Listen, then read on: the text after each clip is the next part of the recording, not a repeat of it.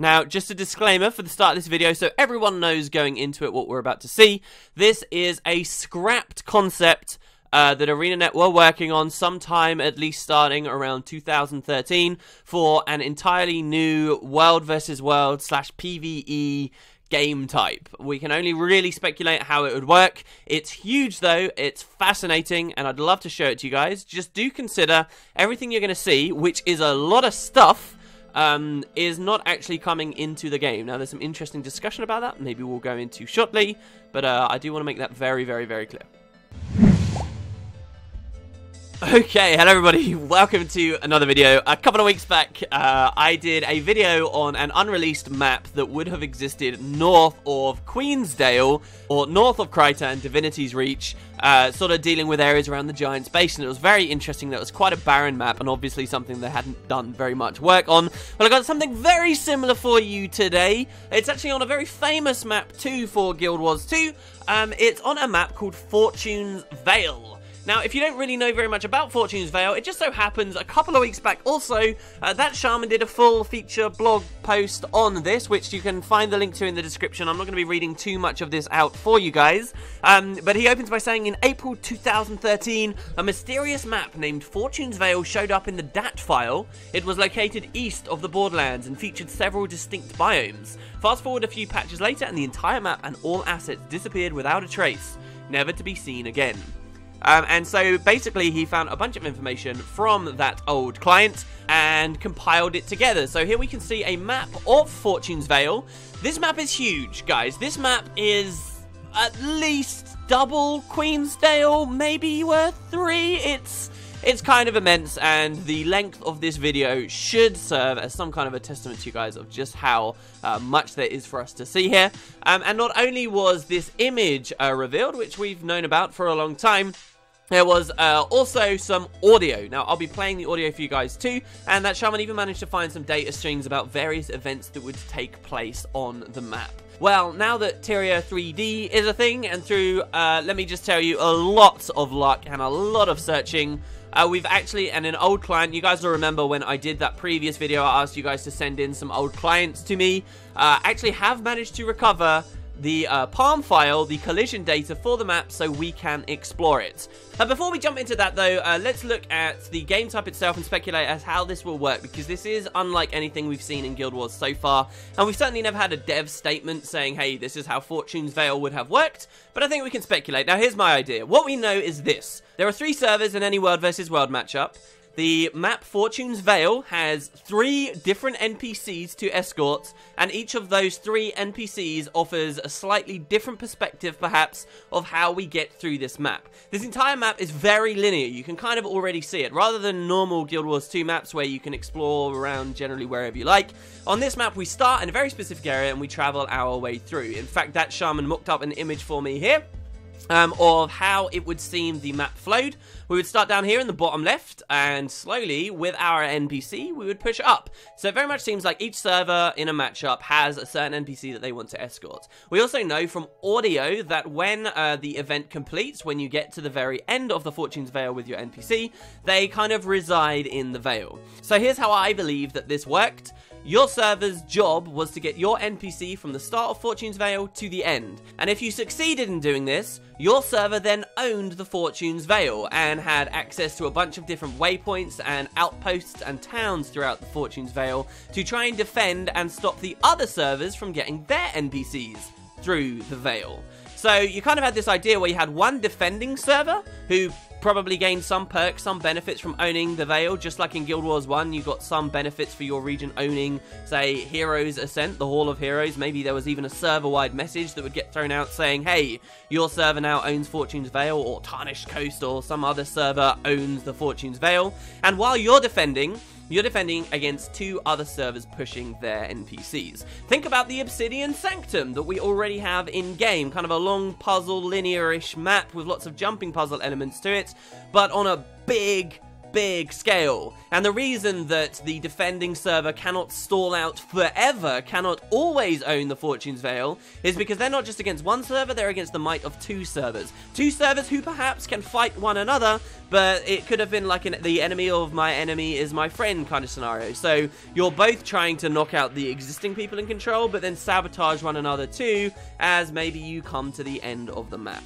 That's how I believe the Fortune's Veil is going to work, and I'll give you guys some evidence for that as we get into Tyria 3D. Are you ready? This has never been seen before. Let's explore the Veil. So, this is Tyria 3D. What we're looking at here is collision data for the game. We're not going to see any assets, we're not going to see any textures, effects, or any of that stuff, just things that you as a player can collide with. Now, one thing that's already apparent is in one corner of the map. This, compared to the entire map, is a rather small area. But we have some kind of hub location. There are 4 Asura gates, as you can see. What these Asura gates would go to, I have no idea. I mean, you've got 3 here, so what are we looking at? We're looking at the Borderlands, and then this would be EBG, but then what about a portal back to Lion's Arch? Or maybe we're looking at Lion's Arch, Edge of the Mists, Heart of the Mists, and then like a regular world versus world map. I have no idea, but you've got 4 different things here, and some weird circular things going on too. This seems to be some sort of staging area, however. And then as we expand out, you'll see the map itself, which is gigantic. It contains a ton, as you've already seen, of different biomes. There's kind of a deserty looking area, there's grassy looking areas, forested areas, and a whole bunch of towns, forts, outposts, mining areas, underground places, and much more. You guys are actually about to see, this is probably the most ambitious map Arenanet have ever made that we know about anyway. So anyway, as it would seem, you go through your Asura gate, and you're actually going to start down here. This is the southeastern corner of the map, and I'm going to try and fly you guys loosely through the actual progress of the map. So, how do I know this is where we start? Well, because it has 3 very distinct different areas. Again, a lot like the Obsidian Sanctum. You're going to start at Asura Gate. The Asura Gates here don't actually have collision on them, but this looks, this like ramp here looks an awful lot like, say, that Asura Gate in the Heart of the Mist PvP lobby looks like. And you're going to have 1 for each server. So one would start here, one would start here, one would start here. However, don't forget, from my perspective, I think one of the servers would be defending on this game type, and so maybe you wouldn't have 3 servers rushing out all at once, or maybe all 3 do rush out at once, or let's go in the same NPC. I have no idea. You guys will have to let me know. We'll have to have a fair bit of discussion about what we can see here. But it would seem that everyone comes down. You're going to drop off into the water if you're, say, over here, or you're going to walk along. And actually, down here, as you can see already, the 3 servers have met together. So this could even have been like a cooperative competitive mission, where you're not even necessarily hostile to the other servers. Otherwise, why wouldn't this just become a bloodbath here? Not really sure, but we're at each location. You'll notice there's some kind of a camp and a post. I'll talk more about these posts soon, but there's one camp here. There's one camp here, and then there's a 3rd camp here. This is where I believe we would meet our NPC allies. So I'll play you guys some of the audio that Shaman has data mined for the map. Not all audio has been found, but I think a fair amount has, and we can kind of piece together where stuff would be. So let's have a listen to how, say, things would start. This is the introduction to Fortune's Veil. Who are you? Did my superiors send you? Of course they did. Look, I need this scouting mission to be perfect. If this fails, I'll never get a combat commission. Look at this. You can't pass up the chance for adventure either. Come, let's explore this Fortune's Veil together. We'll make it sing of our exploits. It's about time you arrived. I placed an ad for brutes and thugs 2 weeks ago. I have science to complete here. Your protection skills had better be more advanced than your punctuality. Remember the deal. Keep me alive, and you can have all the treasure you can grab. So there you can hear the 3 different NPCs. One would belong to each server. And as we kind of progress through, we find this kind of wall fortification here. This is where things start to get interesting. These spikes, for what it's worth, these are what trees look like in collision data. So it may look weird to us right now, but imagine yourself to be in some kind of lush forested area. And as we move forward, we're going to find a very peculiar looking floating structure. We'll talk about that in a second. But one thing I do want to draw your attention to is this bridge up here. So all players just ran through under these archways. And actually from the other side of the archways, and it would seem if you walk forward far enough, there's actually a way to climb up. Over here, there would be this kind of ramp thing. There'd be this interesting little jumping puzzle style thing here. And if you were successful enough with your jumping, don't forget potentially fighting other players, as in the Obsidian Sanctum, you can actually come up here and get a vantage over other people progressing through the map. So what I believe Fortune's Vale is doing is setting up this idea where some players are pushing through, and players who already own it, already have control over the map, can from various areas deeper on in the map come back to aggress assaulters. Now, if this is supposed to be a Wild vs. Wild style thing, there could even have been siege at play. You will find no supply depots here, however, whatsoever. And considering that the Obsidian Sanctum got so broken by, like, really powerful AC locations that keep people stuck in combat and stuff, maybe they decided siege wasn't going to be a part of this game type. And it could have been complications like that that ultimately put the nail in the coffin for this thing. But yeah, so there are actually ways to walk up here. And what's the point of this? I would suggest just to hit people coming from the other side. There's even a pathway up here, which you cannot climb back up, but it will actually take you far deeper into the map, we'll talk about later. So, let's progress on. As I said, we're kind of in a very foresty area here. These are some very big trees here, for example. And we kind of have this floating area here. Now, on one of the maps that was mined, we actually found out this area was generally called like a hub. Now, hubs, as far as I understand, are kind of areas that would have a lot of points of interest, maybe services, waypoints, for example, vistas or something. And this actually looks like some kind of a town, right? There's actually some buildings here, and presumably there'd be some NPCs we can talk to. Here, for example, you've got some kind of a smithy or forge. You can imagine some weaponsmiths being here. Well, so actually what I think we're looking at here is a giant bandit town built in the trees, because that shaman actually managed to data mine some audio very early on in the Fortune's Vale, talking about some bandits living in a place called Bandit Tree Town. Let's have a listen. Bandits. We need to neutralize this cell if we ever want to get a trade route in here. Miserable brigands playing in trees. There's no legend to build here. It appears that bandits control this area.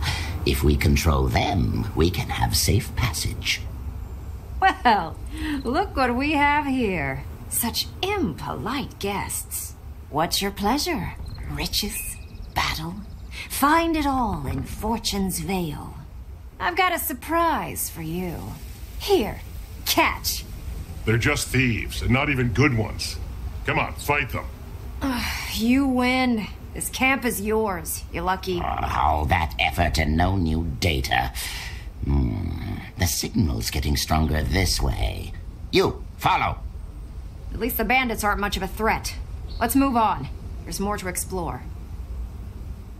So, as you can tell from the audio, this is much more than just simply walking through. We actually come here and there's a variety of events we have to complete. There's one that reads, convince the woodland bandits to help you by defeating their leader. There's one about bringing metal to the bandit blacksmiths to upgrade their weaponry. And what do we seem to have over here on the side of this giant bandit tree town? We've got some kind of smithy looking area. So the idea is we'd actually come here and do a bunch of events to curry favor with these bandits. Remember what I said, that one server will end up owning the Fortune's Vale? I believe what happens is as you push through, you actually end up finding allies, and let's say you already own the Vale, you already have access to all these services, maybe waypoints, so that you can defend against oncoming servers. But once they've pushed through, they capture it for themselves and gain those perks while cutting your waypoints off and slowly pushing you back through the entirety of the map.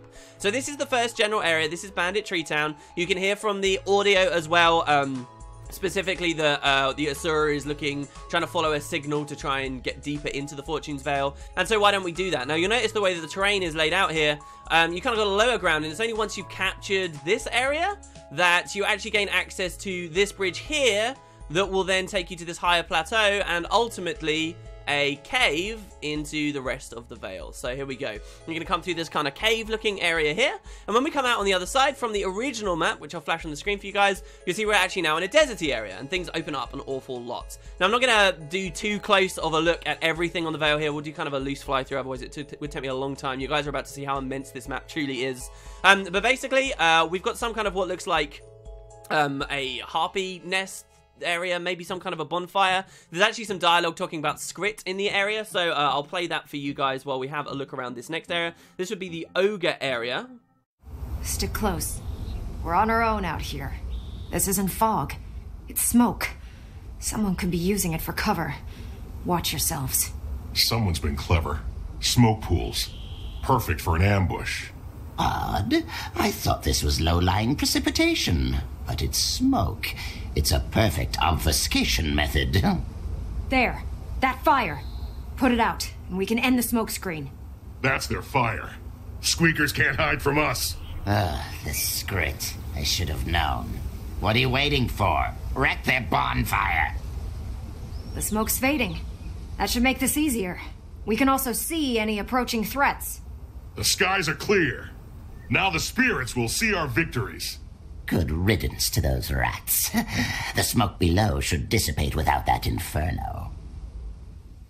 So the idea here that I think is going on is we've got some kind of a bonfire here, maybe, and like these lower lying areas of the chasm are shrouded in mist until you destroy that. Also remember that with the new map that's coming with Heart of Thorns, the actual map that's coming, they have this mechanic of a big sandstorm and enemy servers are hidden in stealth in the sandstorm. I think that may be something they're reusing from here or something, like the defending server is hidden in the smoke until you destroy this, perhaps, and then that reveals the way forward. Now, you'll notice there's a lot of ogre-style stuff here, some kind of crawl, indeed. So let's listen to the ogre audio as we travel through here. Ogre dwellings. Watch your step. They're very territorial. Ogres. Finally, a proper challenge. An ogre settlement.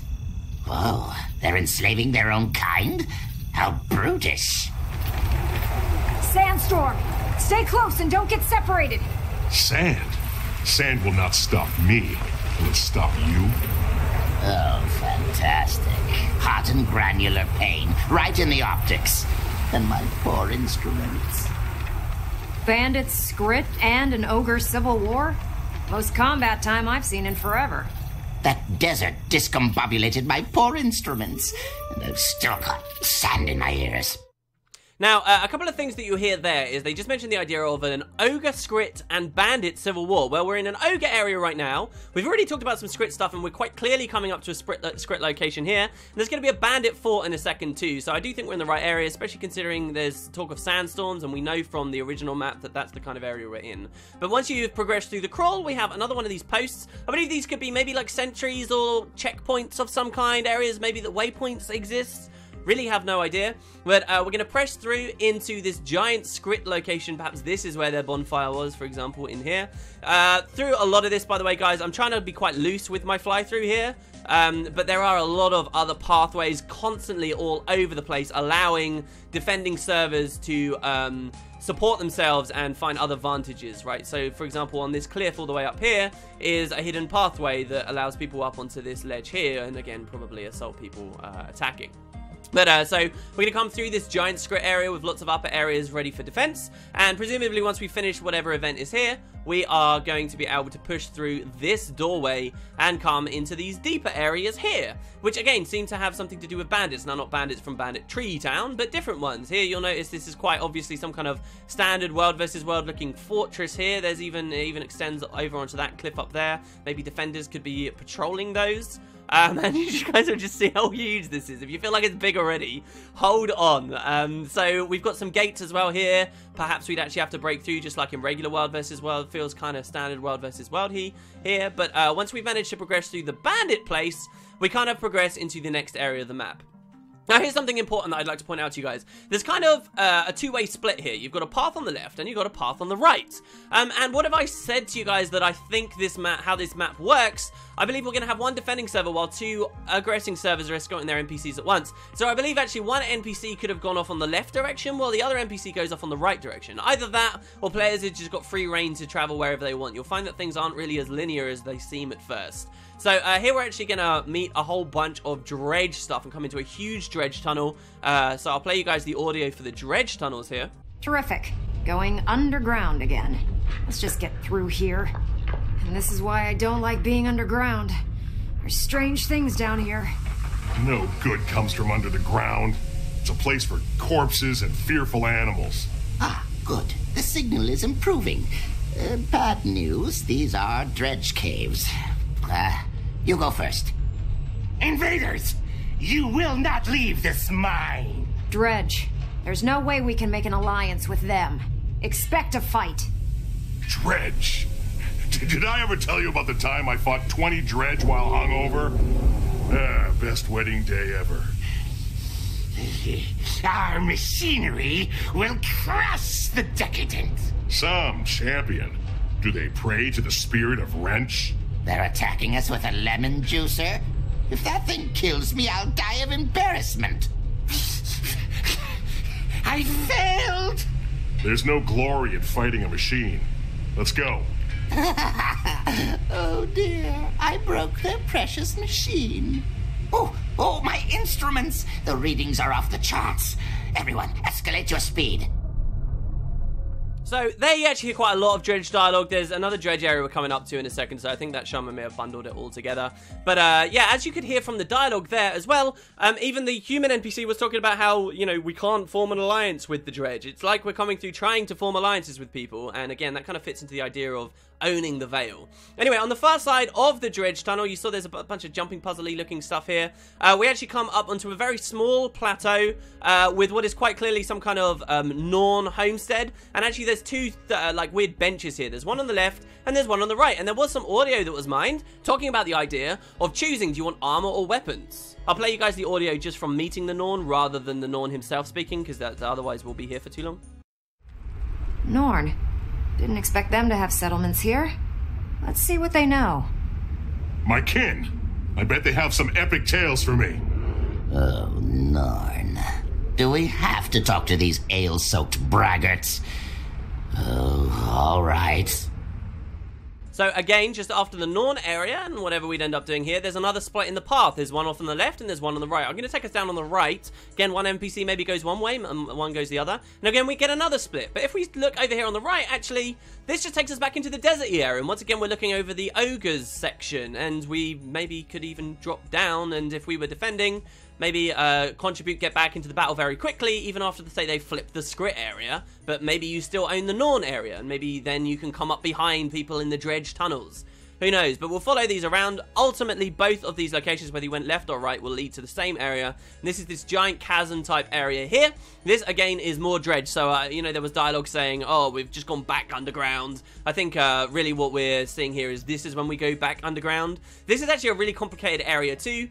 Reminds me of an old Halo map that I used to really like called Boarding Action, where you kind of have one group coming from one cliff and you've got another group on the other trying to defend it. There's actually loads of points of entry though. You've got the obvious ones here, like through under these girders or climbing up the sides and walking through these holes. But even actually down here in the water, there is underwater stuff at play here. There are secret tunnels, like just under this one here, we have another tunnel, once again allowing us into the facility. This is a whole bunch more dredge stuff in here. And it just goes on and on, guys. You might think we're near the end, but oh, wait until you see. Here we've got some kind of machine. I think the audio we heard about destroying a machine might have had something to do with that. But what we're going to do is actually progress through this dredge tunnel here and come out on the other side through here. We're going to follow these pipes along and come into what is possibly one of the most awesome areas of the Fortune's Vale. Just past these, where we're actually going to suddenly find ourselves in some very tight caves. Now, there is some audio about Carker, and I believe that's where we are now. Carker? I thought the Lion Guard wiped them out. Oh, they get bigger, too. Spread out and give it hell. What is that? A crab? A scaly dog? Oh, it wants to fight. Now that will make a fine trophy. Oh, a carker. I've heard of this creature. Hostile, hungry, mindless. This is your cue to kill it. Interesting. A larger version of the species. I recommend high explosives. Ugh, it stinks of dead fish and... No, wait, I need a bath. Maybe once I find this elusive energy source, I'll come back for the specimen. Okay, so do consider, guys, that actually this, when it was in development, was shortly after South Sun at least was released. What is really curious is a lot of what I'm showing you guys, it's actually existing assets we've seen in the game. You know, they're just plopped in there in different configurations to make something that's truly massive and truly unique, even though it's using existing stuff. So we're not actually seeing, you know, any like totally new things like we are with, say, Heart of Thorns maps. But so yeah, on the other side of the carker area, actually, if you travel out of the carker area from the top floor, I believe it's the top floor. This is how complicated the map is. I still get lost in here. I've spent a long time wandering around in here, which is perhaps why I'm a little bit quicker to move through. Here we go. So actually, on the far side of the carker area, we actually find ourselves progressing through. Is this the right place? Yes, we find ourselves progressing through and coming to something that looks very much like the Ascalon Wall. Look at this place! Look at how incredible this is. I imagine this to be a very dark room, perhaps. There are multiple entrances here. I won't go through all of them. I won't spoil absolutely everything. But this is just crazy. Look at this with the beams along here. Imagine fighting other players. You've also got like these different rows or racing alongside another server to get through here as fast as possible. Who knows what the devs had designed for here, but I certainly imagine this to be very dark. Like, obviously, there's no sunlight creeping in whatsoever. We'll increase the move speed ever so slightly here. And you're going to want to progress all the way through this chamber, and hidden very slyly on the far side up one of these walls is your exit at last to these underground sections. And we've actually been climbing quite high through this period of time, and indeed with this slope too. We're actually going to find, because most of Fortune's Vale is built around an enormous mountain, we're actually coming very high up the mountain now. The tour's going to get a little bit quicker here and a little bit looser. It seems like at the point that I got my hands on anyway, this map, a lot of these later areas hadn't been so thoroughly developed, but we seem to be in some kind of new foresty area here, and there would be large waterfalls coming from the peaks of this mountain. It actually gets quite snowy here, and there's these rivers that obviously flow down. Now, something quite interesting from up here, if we follow the rivers, say, instead of where we came up, which was over there, if we just follow the river down in this direction, you can once again climb down quite quickly from later in the map into previous areas. So look, this is once again the dredge area. And so there are constant reminders here, constant little moments like that that allow you to get back and get into the fray no matter which team or server you happen to be on. So we're going to push up, and this is where it starts to get snowy. We come into another mine. I apologize, there is a little bit more underground stuff. This mine, I don't know, would we end up pushing this cart or something? I haven't got a sodding clue. But we're going to come up here. This is a bit of a complicated area too. You can choose where you wish to go. We have even more mine-style area, and this is actually going to take us up into a mining village. As you can see, we're still climbing. There's a secret exit out of this mine too. So this is the generic exit, which we just come out of, and we come into this town. I won't try and find it on the video for you guys, but there is a secret exit to the mine as well, which is up here if you were keen enough to find it. And this actually allows you to come into the town, but it allows you to come on these higher walkways here too, of this fully fleshed out area, probably with a bunch of events and services here too. And then from here, you could even climb up this circular walkway and come into this giant building up here, and it just goes on and on and on. So we do have this town, and on the far side of it, you come to a giant chasm. Look at this. This is very steep. Obviously, we're moving very fast through the map as well here.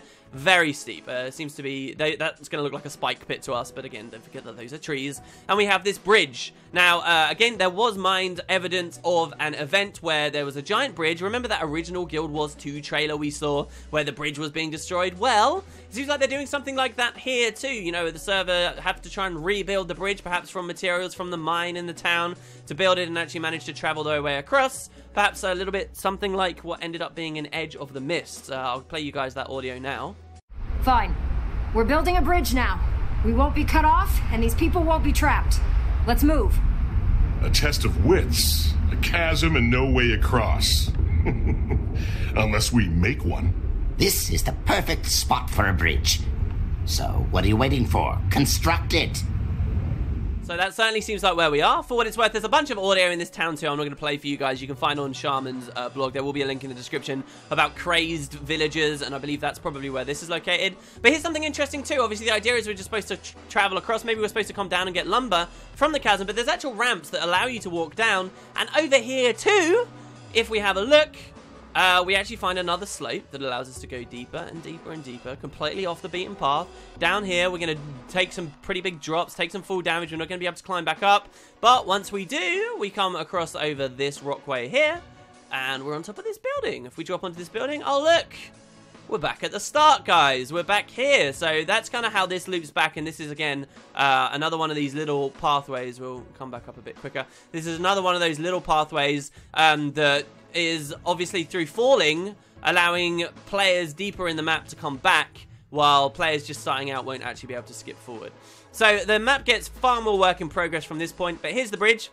We're going to come across here. We're going to come into this giant cliff face here, and there's a huge, huge rock archway here, carved out of the mountain, which we're going to fly through nice and fast here. Feels very dwarven and badass here. And a doorway on the far side. Now this is closed because it's a dynamic object, but there's probably some way to blow our way through it. And we're actually going to come down this slope here. past these rocks and all the way out into a giant forested area once again. And there's also a massive lake here with a huge dam, as you can see. I don't know what significance the lake would have, whether we'd have any events out on these islands. Obviously, things look a lot more work in progress now. We've got some destroyed trees here too, but it looks like really we just want to progress through this large forest, come across these bridges here. There's a couple of random mills and buildings that the devs have just dropped out here. Obviously, landscaping, setting the way for more detail later. And we get another town. And again, these are actually all assets. This, for example, is a town, that a place we find in Claypool. This over here is actually a fountain we see in the Battle of Kylo. Does that mean that areas like this are going to be destructible if there's siege? We can find over here there's some kind of an archway and another ramp. But as we walk through this town, we can marvel at all the little areas here. We actually come to a ramp on the far side. We're getting very close to the end now, guys. We come up this huge ramp. Yes, it's still going. And on the left, we find this giant statue. Then we have a choice. And again, remember, the idea is this is right near the end of the map, okay? I believe we have the two servers. One's coming from this direction, one's coming from this, and they're going to split. One goes left, one goes right. I'm actually going to take us off on the right here. Now, on the right, we find some more classically World versus World style areas. I believe this is where maybe the two servers would end up coming into open combat. You know, they'd rush into each other, be fighting one another. They're just racing to get to the end to make sure their NPCs make it. You know, because the NPCs are constantly pathing, constantly walking. Servers aren't going to stay here and stall and fight forever because the NPCs they're trying to get through, so they're going to be applying swiftness to them, trying to cleanse them and push them. And so that's why I think that, you know, the Zergs can come together and then pull apart again later. Anyway, so as we push through, we come through this gate here, presumably we have to destroy.